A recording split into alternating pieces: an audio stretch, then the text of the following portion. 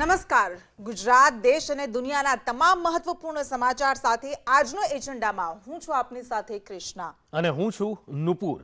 સૌથી પહેલા વાત કરીએ તો 21 દિવસ વીત્યા પણ તેમ છતાં નવસારીની યુવતી પર વડોદરામાં થયેલ દુષ્કર્મના આરોપીઓ સુધી પહોંચવામાં એક હોનહાર યુવતી સાથે હેવાનિયત આચરનારની ભાળ મેળવવામાં પોલીસ રીતસર વલખા મારી રહી છે. પણ કંઈ જ હાથ નથી લાગી રહ્યું. દીકરીને ન્યાય મળશે તેવી આશ લગાવીને મા બાપ બેઠા છે, પણ અહીં પોલીસ અંધારામાં ફાંફા મારી રહી છે.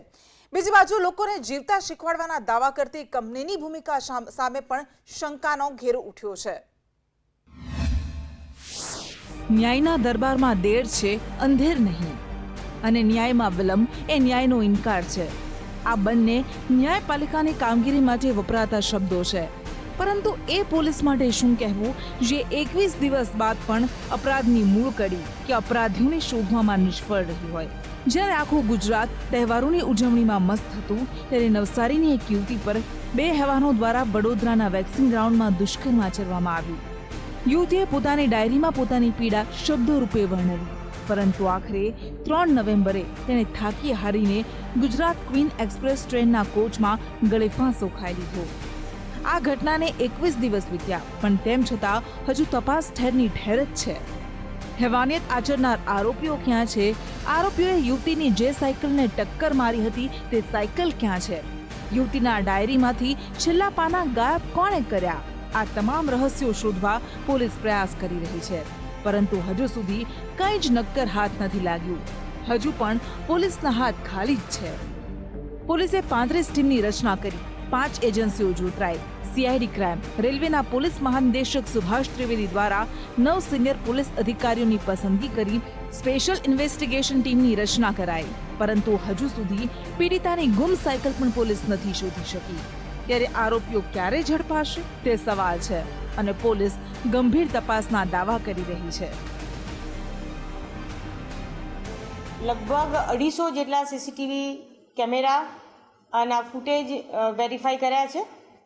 એ સિવાય સેક્સ્યુઅલ ઓફેન્ડર્સ વડોદરાના અને વડોદરા સિટી અને જિલ્લાના બંનેના થઈને લગભગ 300થી ઉપર સેક્સ્યુઅલ ઓફેન્ડર્સ છેલ્લા 2 થી 2.5 વર્ષ દરમિયાન જેમના વિરુદ્ધમાં ગુના દાખલ થયેલા તે ચેક કરવામાં આવ્યા છે.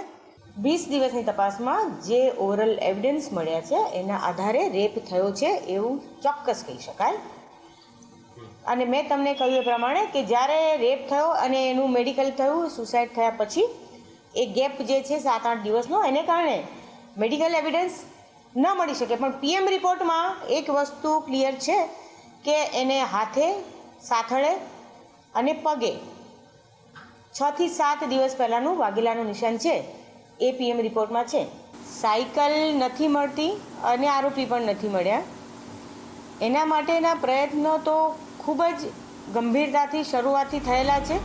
પહેલા દુષ્કર્મ થયું છે કે નહીં તે તારણ સુધી આવવામાં 15 દિવસ ગયા, અને હવે દુષ્કર્મના આરોપીઓને શોધવા પોલીસ વલખા મારી રહી છે. 800 થી વધુ લોકોની પૂછપરછ કરાઈ, 250 થી વધુ સીસીટીવી ફૂટેજ ચેક કરવામાં આવ્યા, પરંતુ આરોપીઓ સુધી પહોંચવાની કોઈ કડી નથી મળી. ત્યારે સવાલ ઉઠી રહ્યા છે કે નરાધમોને જમીન ગળી ગઈ કે આકાશ? કેમ આટલા દિવસ પછી પણ તપાસ ઝીરો છે? બીજી બાજુ એ સંસ્થા જે લોકોને જીવન જીવવાનું શીખવવાના દાવા કરે છે, પરંતુ તેણે જ પોતાને જ ત્યાં કામ કરતી એક યુવતી સાથે થયેલ અપરાધને ઢાંકવાનો પ્રયાસ કર્યો. યુવતીએ છેલ્લો મેસેજ આ જ સંસ્થાના એક ઉચ્ચ કર્મીને કર્યો, તો શા માટે સંસ્થાએ ત્યારે પોલીસનો સંપર્ક ન કર્યો? સમગ્ર ઘટનામાં ઓએસિસ સંસ્થાની ભેદી ભૂમિકા સામે આવી છે, જેથી નવસારીની અન્ય યુવતીઓ કે જે આ સંસ્થામાં કામ કરે છે તેમના વાલીઓ પણ ચિંતામાં મુકાયા છે. રજૂઆત જે બીના બની ગઈ છે એ તો બહુ દુઃખદ ઘટના છે. એના માટેની પૂરેપૂરી પોલીસ ઇન્ક્વાયરી કે તપાસ થવી જોઈએ એવી માંગ છે. અને હવે અમારી જે છોકરીઓ છે એને અમે શક્ય હોય તેટલું વહેલેથી અમારા ઘરે લાવવા માંગીએ છીએ. પહેલાં એવું તો લાગતું નહીં હતું, પણ આજે બનાવ બન્યા પછી એવું લાગે છે કે કોઈ જગ્યાએ કંઈક એવું હશે ખરું કે જેથી કરીને આ બીના બની હોય. જ્યારે ભોગ બનનાર પીડિતાના પિતાએ તો અન્ય વાલીઓને અપીલ કરી છે કે તેઓ તેમની દીકરીઓની સલામતીને લઈને યોગ્ય પગલાં લે. આ સંસ્થા દીકરીઓની જવાબદારી નથી લેતી. મેં મારી દીકરી ગુમાવી છે અને હું નથી ઈચ્છતો કે મારા બીજા મિત્રો કે જેમની દીકરીઓ ત્યાં છે ઓએસિસમાં એ લોકોને પણ કોઈ તકલીફ પડે. તો મારો એ લોકોને સંદેશ છે કે તમે ત્યાંથી કોમ્યુનિકેશન કરો અને પછી તમને લાગે તો તમારી દીકરીઓને બોલાવી લો, કારણ કે મને લાગે છે કે તમારી દીકરીઓ ત્યાં સુધી સેફ છે જ્યાં સુધી જીવતી છે. જીવા પછી, મર્યા પછી કે એના હાથે કોઈ ઇન્સિડન્ટ થયા પછી તો આ સંસ્થા કોઈ રીતનું જવાબદારી લેતી નથી. પોલીસ ગંભીર તપાસના દાવા કરે છે, પણ શરૂઆતથી જ પોલીસની કામગીરી ઢીલી રહી. એક યુવતીની જિંદગી ખતમ કરી નાખનાર આરોપીઓ કેમ બિંદાસ ફરી રહ્યા છે? આપણી સિસ્ટમમાં રહેલા ઝીંડા, અંધારામાં હવાત્યા, ઢીલી કામગીરી આ જ કારણો છે કે આવા નરાધમો કે રીઢા ગુનેગારોને કાયદાનો કોઈ ખોફ નથી રહેતો. બ્યુરો રિપોર્ટ, સંદેશ ન્યૂઝ. ગુજરાતમાં ધર્માંતરણની ઘટનાઓ વધી રહી છે. હિન્દુ ધર્મ છોડાવીને અન્ય ધર્મ અપનાવવા માટે લોભ, લાલચ જેવા અનેક ગતકડાઓ અપનાવવામાં આવી રહ્યા છે. એક સપ્તાહ પહેલા બહાર આવેલા ધર્માંતરણના સમાચાર બાદ હવે આ પ્રકારની વધુ ઘટનાઓના ઘટસ્ફોટ થઈ રહ્યા છે.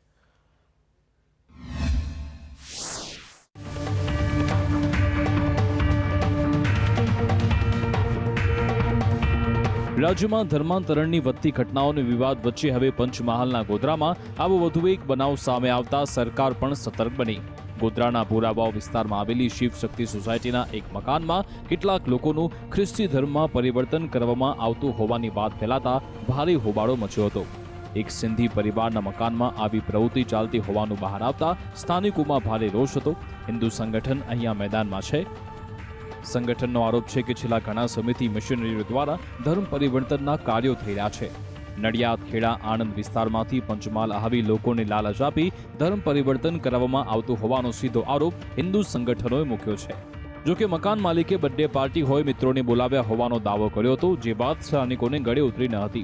સ્થાનિકોની શંકા છે કે નડિયાદથી આ કેટલાક લોકો ધર્મ પરિવર્તન કરાવી રહ્યા હતા. આ અંગે હિન્દુ સંગઠનોએ નામજોગ ઉગ્ર રજૂઆત કરતા હવે પોલીસે પણ આ કેસમાં ખરેખર શું બન્યું અને ધર્માંતરણ ચાલતું હતું કે કેમ તેની તપાસ પણ શરૂ કરી.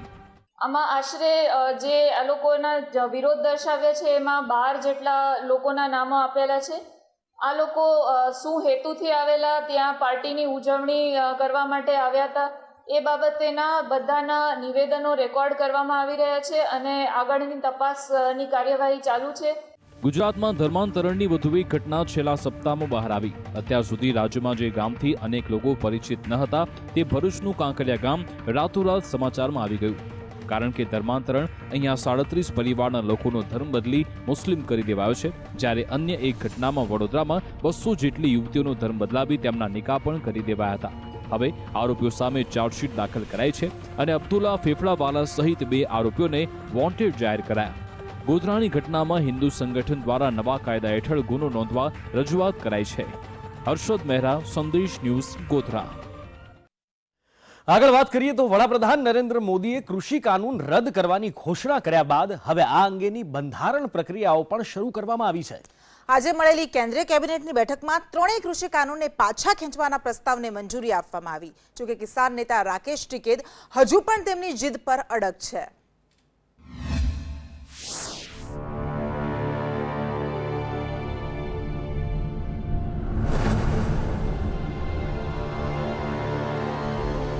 છેલ્લા 1 વર્ષથી વધુ સમયથી દેશના કિસાનોમાં વિરોધનો મુદ્દો બની ગયેલા 3 કૃષિ કાનૂન પાછા ખેંચવાની વડાપ્રધાન મોદીએ ઘોષણા કર્યા બાદ હવે કાનૂન પાછા ખેંચવા માટેની સત્તાવાર વિધિ શરૂ કરવામાં આવી છે.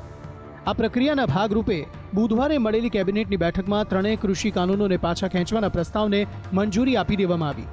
કેન્દ્ર સરકારનું કહેવું છે કે કૃષિ કાનૂન પરત ખેંચવા માટેની પ્રક્રિયા ખૂબ જ ઝડપી બનાવવામાં આવશે અને પ્રાથમિકતાના ધોરણે આ બંધારણીય પ્રક્રિયા પૂરી કરવામાં આવશે. कि प्राथमिकता के तौर पर हमने इस कैबिनेट में भी लेकर आए जो केवल 5 दिन के अंदर हुई है. आप में से कुछ मित्रों ने ट्वीट करके ये भी कहा कि आज के एजेंडा में नहीं आएगा. मैं इतना ही कहूँगा, प्रधानमंत्री जी ने कहा था, हमने पहली कैबिनेट में उसको पूरा किया है औपचारिकताओं को, और पार्लियामेंट सेशन में भी हम इसको प्राथमिकता के आधार पर लाएंगे.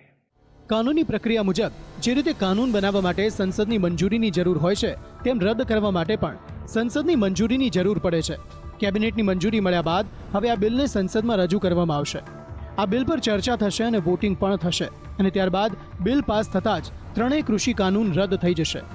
આ 3 કાનૂનમાં કૃષિ પેદાશ વેપાર અને વાણિજ્ય કાયદો 2020, ભાવ ખાતરી કરાર અને કૃષિ સેવાઓ પર કરાર કાયદો 2020 તથા આવશ્યક ચીજવસ્તુ કાયદો 2020નો સમાવેશ થાય છે. જોકે કિસાન સંગઠનોએ હજુ પણ સંતોષ નથી માન્યો. ભારતીય કિસાન સંઘના નેતા રાકેશ ટિકૈત સરકારને સવાલો પર સવાલો કરી રહ્યા છે. કૃષિ કાનૂન રદ થવાથી કિસાન આંદોલન પણ સમેટાઈ જવાની જે આશા હતી તેવું હાલ તો દેખાઈ રહ્યું નથી. ખેડૂતો તેમની જુદી જુદી માંગો પર સરકાર સાથે વાતચીતની માંગણી કરી રહ્યા છે. उन्होंने वापसी ले ली है. जीत तो किसान की जब होगी जब उनको फसलों के दाम मिल जाएंगे. नुकसान तो फसलों से बहुत हो रहा है ना कि आधे रेट में फसलें बिकती है तो नुकसान हो रहा है उससे. हम तो घेरते ही नहीं बॉर्डर को, नाम सड़के घेरते नहीं. जब भारत सरकार चाहेगी हम जब उठेंगे. भारत सरकार नहीं उठाना चाहती. भाई दिल्ली के रास्ते खोल दो, हम तो दिल्ली में चले जाएंगे, वहीं बात कर लेंगे. क्यों नहीं है मतलब एमएसपी कौन लेगा? एमएसपी कौन लेगा? કૃષિ કાનૂનને પાછા ખેંચવાની ઘોષણા બાદ કિસાન આંદોલન ક્યારે પૂરું થશે તેની અટકળો લગાવવામાં આવી રહી છે. પરંતુ ખેડૂત નેતા રાકેશ ટિકૈતે સ્પષ્ટ કરી દીધું છે કે કિસાન આંદોલન રાતોરાત ખતમ નહીં થાય. છેલ્લા 1 વર્ષમાં સરકાર અને કિસાનો વચ્ચે 3 કાનૂન અંગે અનેક વખત વાતચીત થઈ, પરંતુ કોઈ નિષ્કર્ષ ન નીકળ્યો.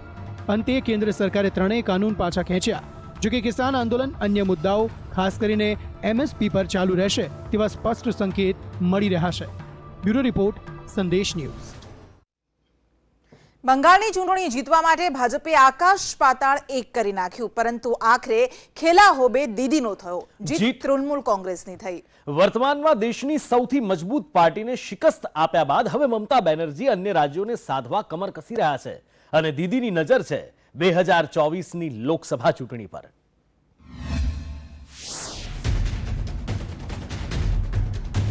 બંગાળમાં ખેલા હોબે બાદ હવે 2024માં મિશન ખેલા હોબે. ભાજપના નેતાઓની ટીએમસીમાં ઘર વાપસી. હવે લક્ષ્ય અન્ય રાજ્યોમાં મજબૂત થવા પર. શું છે દીદીનો ગોલ? અત્યારે એકમાત્ર એવી પાર્ટી અને એકમાત્ર એવા નેતા જે કેન્દ્રની સશક્ત સરકારને મજબૂત ટક્કર આપી રહ્યા હોય તો તે છે ટીએમસી અને તેના અધ્યક્ષ મમતા બેનર્જી. બંગાળ જીતવા માટે ભાજપે કોઈ કસર ન છોડી. તમામ મોટા નેતાઓએ બંગાળમાં વારંવાર ધામા નાખ્યા, પરંતુ ટીએમસી સામે ભાજપે ઝૂકવું પડ્યું અને આજે આ જ મમતા બેનર્જી દોડાવી રહ્યા છે અન્ય રાજ્યો તરફ નજર. કેન્દ્ર પર અવારનવાર તીખા પ્રહારો કરવા માટે જાણીતા મમતા બેનર્જી વિધાનસભામાં ભાજપની ધૂળ ચટાડ્યા બાદ હવે લોકસભાની ચૂંટણીની તૈયારીઓ માટે અત્યારથી મહેનત કરી રહ્યા છે. નબળી પડતી જતી કોંગ્રેસ વચ્ચે તેમનું લક્ષ્ય છે કે 2024માં ભાજપને મજબૂત ટક્કર આપી ત્રીજા વિકલ્પના રૂપમાં ઉભરવાનું. અને એ જ કારણ છે કે મમતા બેનર્જીએ દેશના અન્ય રાજ્યોમાં જમીન મજબૂત કરવાનું, સંગઠનને સશક્ત કરવાનું કામ આરંભી દીધું છે. 2024ની લોકસભા ચૂંટણી પહેલા 5 રાજ્યો યુપી, ઉત્તરાખંડ, પંજાબ, ગોવા, મણિપુરમાં વિધાનસભાની ચૂંટણી આવી રહી છે, જેથી મમતા બેનર્જી પાર્ટીની હાજરી ઊભી કરવા મથી રહ્યા છે. જ્યાં પક્ષની થોડી ઘણી હાજરી હોય ત્યાં મજબૂત કરવા અને જ્યાં પક્ષ ગેરહાજર છે ત્યાં ઉપસ્થિતિ માટે તેમણે પાર્ટી સંગઠનને વિસ્તારવાનું કામ શરૂ કર્યું છે. અને એ જ કારણ છે કે અનેક રાજ્યોમાં ભાજપ, કોંગ્રેસ સહિત અન્ય પક્ષોના નેતાઓ ટીએમસીનો દામન થામી રહ્યા છે. બંગાળ ચૂંટણી બાદ તરત જ ભાજપમાંથી મુકુલ રોય, બાબુલ સુપ્રિયો જેવા નેતાઓએ કેસરીઓ છોડી ટીએમસીમાં ઘર વાપસી કરી. એટલું જ નહીં, ભાજપના દિગ્ગજ અને વારંવાર ભાજપ પર પ્રહાર કરનારા પૂર્વ વિદેશ મંત્રી યશવંત સિંહા પણ ટીએમસીમાં સામેલ થયા. જે બાદ પૂર્વ રાષ્ટ્રપતિ અને કોંગ્રેસના દિગ્ગજ પ્રણવ મુખર્જીના પુત્ર અભિજીત મુખર્જી ટીએમસીમાં જોડાયા. અસમ અને યુપી કોંગ્રેસને મોટા ઝટકા આપતા અસમના સિલ્ચરથી કોંગ્રેસના સાંસદ સુષ્મિતા દેવ અને યુપીમાં પૂર્વાંચલમાં મોટો બ્રાહ્મણ ચહેરો એવા લલિતેશ ત્રિપાઠી કોંગ્રેસ છોડી ટીએમસીમાં આવ્યા. ગોવામાં ચૂંટણી પહેલા કોંગ્રેસના દિગ્ગજ અને પૂર્વ સીએમ લુઇજિનો ફલેરિયોને ટીએમસીમાં સામેલ કરીને મમતાએ દાવ ખેલ્યો. ફલેરિયો ખ્રિસ્તી સમુદાયમાંથી આવે છે, જેઓ ગોવામાં હિન્દુ બાદ મોટી સંખ્યામાં છે. તો ત્રિપુરામાં પણ ટીએમસીએ ભાજપ સાથે બાદ ભીડી છે. ભાજપના ધારાસભ્ય આશીષ દાસ ટીએમસીમાં જોડાયા. એટલું જ નહીં, બિહાર અને હરિયાણા તરફ પણ નજર દોડાવતા બિહારમાં જેડીયુના સાંસદ રહી ચૂકેલા પવન વર્માએ, જ્યારે કોંગ્રેસ દિગ્ગજ કીર્તિ આઝાદ રાહુલ ગાંધીના નજીકના ગણાતા હરિયાણા કોંગ્રેસ પૂર્વ અધ્યક્ષ અને સાંસદ અશોક તંવર પણ ટીએમસીમાં આવ્યા. આ ઉપરાંત ગીતકાર જાવેદ અખ્તર અને વાજપેયી અડવાણીના સલાહકાર રહી ચૂકેલા સુધીન્દ્ર કુલકર્ણીએ પણ મમતા સાથે મુલાકાત કરી. ત્રિપુરામાં ટીએમસી ભાજપ બબાલ વચ્ચે મમતા બેનર્જી દિલ્હીમાં છે. અહીં તેઓ પ્રધાનમંત્રી મોદીને મળ્યા. आपका पार्टी का पॉलिटिकल आइडियोलॉजी अलग है, हमारा पार्टी का पॉलिटिकल आइडियोलॉजी अलग है, लेकिन ऐसा ना हो कि हमारा स्टेट सेंटर का रिलेशन इसमें कोई असर पड़े. तो इसी के लिए स्टेट का डेवलपमेंट होने से सेंट्रल का डेवलपमेंट होता है. अगर हम तो किसी को नहीं बोला, लेकिन अगर हमारा पार्टी में कोई आते हैं, अगर कोई पार्टी छोड़ के भी आते हैं, ये उसको अपना का बात है. हम कोई पार्टी को जोड़ने तोड़ने का बात नहीं कर रहे. ભાજપ માટે પ્રહાર કરતા મમતા બેનર્જી કોંગ્રેસને નબળી ગણાવી તેના પર પણ નિશાન સાધતા આવ્યા છે. ત્યારે મમતાનું લક્ષ્ય સ્પષ્ટ છે. 2024ની ચૂંટણીમાં ભાજપ સામે લડવા માટે અને જો મહાગઠબંધન બને તો તેની આગેવાની કરવા ટીએમસીને સશક્ત કરવી. બ્યુરો રિપોર્ટ, સંદેશ ન્યૂઝ. કોરોનાની બીજી લહેરે મચાવેલો કહેર કોઈ ક્યારેય નહીં ભૂલી શકે. દેશમાં હવે કેસમાં મોટા પાયે ઘટાડો આવ્યો છે તો ગુજરાતમાં તહેવારો બાદ કેસમાં આંશિક વધારો અને ઘટાડો નોંધાઈ રહ્યો છે. એમ્સના ડાયરેક્ટર ડોક્ટર ગુલેરિયાએ કહ્યું કે કોરોનાની ત્રીજી લહેર આવવાની કોઈ શક્યતા નથી. જો કે આ રાહતના સમાચાર વચ્ચે પણ સચેત રહેવાની જરૂર છે. શાળાઓ હવે ફરી ખુલી ગઈ છે. બાળકો પણ હોશે હોશે શાળાઓમાં આવી રહ્યા છે. ત્યારે દેશના 3 રાજ્યોમાં સૌથી વધુ બાળકો સંક્રમિત થયા છે. કોરોનાની બીજી લહેર લાખો લોકોના જીવ લઈ ગઈ અને કોરોનાએ છોડેલી એ પીડા એ લોકો જેમણે પોતાના સ્વજનો ગુમાવ્યા તેઓ ક્યારેય નહીં ભૂલી શકે. પરંતુ હવે દેશ ફરી એક વખત ઊભો થઈ રહ્યો છે. બીજી લહેર બાદ ત્રીજી લહેરની કલ્પના માત્ર પણ લોકોને ડરાવી રહી છે. પરંતુ સતત દેશમાં કેસમાં ઘટાડો આવી રહ્યો છે જે રાહત છે. 24 કલાકમાં ફરી એકવાર 10,000થી ઓછા 9,283 કેસ નોંધાયા. એક્ટિવ કેસમાં પણ ઘટાડો આવતા તે આંકડો 1,11,481 રહ્યો, જે છેલ્લા 537 દિવસ એટલે કે 1.5 વર્ષમાં સૌથી ઓછો છે. અને રિકવરી રેટ 98.33% છે, જે ગત વર્ષ માર્ચ બાદ સૌથી વધુ છે. અને હવે એવી પણ સંભાવના છે કે કોરોનાની ત્રીજી લહેર આવશે જ નહીં અથવા તો ખૂબ નબળી હશે. આ શબ્દો છે એમ્સ ડિરેક્ટર ડોક્ટર રણદીપ ગુલેરિયાના. તેમણે કહ્યું કે જેમ જેમ સમય વીતી રહ્યો છે કોરોનાની કોઈ પણ લહેરની આશંકા ઓછી થઈ રહી છે. એવી કોઈ સંભાવના નથી કે પહેલી કે બીજી લહેરની તુલનામાં કોવિડની ત્રીજી લહેર આવશે. સમય સાથે મહામારી સ્થાનિક થતી જશે. કેસ આવતા રહેશે પણ ગંભીરતા ખૂબ ઓછી હશે. હાલ વેક્સિનના બૂસ્ટર ડોઝની કોઈ જરૂર નથી કારણ કે 2 ડોઝથી રક્ષણ મળી રહ્યું છે. કોરોનાની ત્રીજી લહેરની સંભાવના ભલે ઓછી હોય પણ સતર્કતા તો જરૂરી છે જ, ખાસ કરીને બાળકો માટે. કારણ કે હજુ તો શાળાઓ ખુલી રહી છે ત્યાં જ બાળકો કોરોનાનો ભોગ બનવા લાગ્યા. દેશના 3 રાજ્યો રાજસ્થાન, તેલંગાણા અને ઓડિશામાં સૌથી વધારે બાળકો કોરોના પોઝિટિવ આવ્યા. આમ બાળકોમાં વધતા સંક્રમણ વચ્ચે માતા પિતા અને શાળા સંચાલકોએ ખૂબ જ સાવચેત રહેવાની જરૂર છે. કારણ કે બાળકોની રસી હજુ નથી મળી અને તે પહેલા સંક્રમણ ફેલાશે તો સ્થિતિ ખરાબ થઈ શકે. અને બીજી બાજુ સુપ્રીમ કોર્ટ તરફથી ફટકાર વચ્ચે રાજ્ય સરકારે જ્યારે કોરોના મૃતકોના પરિજનોને વળતરની જાહેરાત કરી છે ત્યારે ગુજરાત આરોગ્ય વિભાગના કહેવા પ્રમાણે ગુજરાતમાં કોરોના કાળમાં 10,080 લોકો મૃત્યુ પામ્યા છે અને તેમના પરિવારને સીધા જ બેંક એકાઉન્ટમાં સહાય ચૂકવવાનો સરકારે નિર્ણય કર્યો છે. અને સરકારના ચોપડે નોંધણી ન થઈ હોય તેમણે સુપ્રીમ કોર્ટની ગાઈડલાઈન પ્રમાણે પુરાવા રજૂ કરવા પડશે. પરંતુ આ બધા વચ્ચે ત્રીજી લહેર બિલકુલ ન આવે તેની જવાબદારી આપણી સૌની છે અને એટલે જ જરૂરી છે સતર્કતા. બ્યુરો રિપોર્ટ, સંદેશ ન્યૂઝ. એક એવી કરન્સી કે જેમાં રોકાણ દ્વારા અનેક લોકો ધનવાન બનવાના સપના જુએ છે, પરંતુ જો તેમાં થોડી પણ બેદરકારી રહી જાય તો તમને બરબાદ કરી શકે છે. ને એ જ કારણ છે કે ભારતમાં ક્રિપ્ટોકરન્સી પર નિયમ માટેના પગલાં લેવાની જાહેરાત કરાઈ. ધડામ થયું ક્રિપ્ટો માર્કેટ. નિયમનની જાહેરાત સાથે જ 15% તૂટ્યું. પ્રાઇવેટ ક્રિપ્ટો પર પ્રતિબંધ. રોકી ન શકાય પણ રેગ્યુલેશન જરૂરી. જેવી મંગળવારે સવારે ક્રિપ્ટોકરન્સી બિલ લાવવાની જાહેરાત થઈ કે તરત જ ભારતમાં ક્રિપ્ટોકરન્સી માર્કેટ ભાંગી પડ્યું. ભારતમાં ક્રિપ્ટો પર નિયંત્રણ માટેની ઔપચારિક જાહેરાત થતાની સાથે જ લગભગ તમામ મોટા ક્રિપ્ટોકરન્સીમાં 15%થી વધુનો ઘટાડો આવ્યો. બિટકોઇન 17% સુધી તૂટ્યો તો ઇથેરિયમમાં 15%નો ઘટાડો નોંધાયો. માર્કેટ કેપ પ્રમાણે સૌથી મોટું ક્રિપ્ટો માર્કેટ ટેથર તો 18% સુધી તૂટ્યો. ઉલ્લેખનીય છે કે સરકારે સ્પષ્ટ કર્યું છે કે ભારતમાં એ તમામ ખાનગી ક્રિપ્ટોકરન્સી પર પ્રતિબંધ લાવવામાં આવશે અને પોતે એક આધિકારિક ક્રિપ્ટોકરન્સી લાવશે. ક્રિપ્ટોકરન્સીના નિયમન માટે સરકાર જે બિલ લાવી રહી છે તેનું નામ છે ક્રિપ્ટોકરન્સી અને આધિકારિક ડિજિટલ કરન્સી બિલ 2021. આ બિલ સંસદના આજ શિયાળુ સત્રમાં લાવવામાં આવશે, જે 29 નવેમ્બરથી શરૂ થઈ રહ્યું છે. આ ખબર આવતાની સાથે જ રાત્રે 11:45 તમામ ક્રિપ્ટોકરન્સી તૂટ્યા. શું છે ક્રિપ્ટોકરન્સી બિલ? આ બિલ દ્વારા સરકાર આરબીઆઈ હેઠળ એક આધિકારિક ક્રિપ્ટોકરન્સી માટે ફ્રેમવર્ક તૈયાર કરશે, જેથી તમામ પ્રાઇવેટ ક્રિપ્ટો પર પ્રતિબંધ લાગશે. જોકે કેટલાક અપવાદ રાખવામાં આવશે. ક્રિપ્ટોકરન્સીને લઈને ગત સપ્તાહે 16 નવેમ્બરે સંસદીય સમિતિની બેઠક થઈ હતી, જેમાં ક્રિપ્ટો એક્સચેન્જ, ઉદ્યોગ જગતના પ્રતિનિધિઓ અને અન્ય સંબંધિત પક્ષો સાથે ક્રિપ્ટોકરન્સીના નિયમન અને પ્રોત્સાહન પર વિચાર કરાયો હતો. ભ્રષ્ટાચારથી ખદબદતા દેશમાં હવે લોકો રૂપિયા છુપાવવા માટે જે ટેકનિક અપનાવવા લાગ્યા છે તેનાથી સરકારી વિભાગો સ્તબ્ધ છે. કલ્પનામાં પણ ન આવે એવી જગ્યાઓ શોધી કાઢતા લાંચી અધિકારીઓનું દિમાગ આવા કામમાં કેટલું દોડે છે તેનો એક નમૂનો જોવા મળ્યો. આપણા ઘરમાં પાણી બંધ થઈ જાય કે પછી કોઈ કચરો ફસાઈ જાય ત્યારે જ પાઇપ ખોલીએ અને સાફ કરી દઈએ, પરંતુ એ જ પાઇપમાંથી પાણીને બદલે રૂપિયાનો ધોધ વહે તો ભલભલા લોકો છક્કડ ખાઈ જાય. કર્ણાટકના કલબુર્ગીમાં પણ આવું જ થયું. પીડબ્લ્યુડીના એક જુનિયર એન્જિનિયર ઘણા સમયથી લાંચ લઈ રહ્યા હતા અને ઘરમાં અનીતિનો પૈસો એકઠો કરી રહ્યા હતા, પરંતુ હવે તેમને ત્યાં દરોડો પડવાનો ડર લાગવા લાગ્યો. લાખો રૂપિયા ઘરમાં હોય અને દરોડો પડે તો જવું ક્યાં?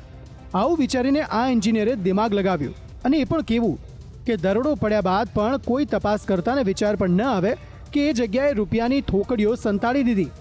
જોકે એક તપાસ અધિકારી વધુ બુદ્ધિશાળી નીકળ્યા અને તેમણે ઘરમાં રહેલી પાઇપલાઇન પર નજર નાખી અને પાઇપલાઇન ખોલતા જ તેમાંથી રૂપિયાની એક પછી એક થોકડીઓ નીકળવા લાગી. નીચે રાખેલી ડોલ ભરાતી ગઈ, એક પછી એક ડોલ ભરાવા લાગી. કુલ 13 લાખ રૂપિયા પાઇપમાંથી પાણીની જેમ પડ્યા. હાજર અધિકારીઓ પણ આ જોઈને સ્તબ્ધ થઈ ગયા. આવી મોડસ ઓપરેન્ડી તેમણે જીવનમાં ક્યારેય જોઈ ન હતી.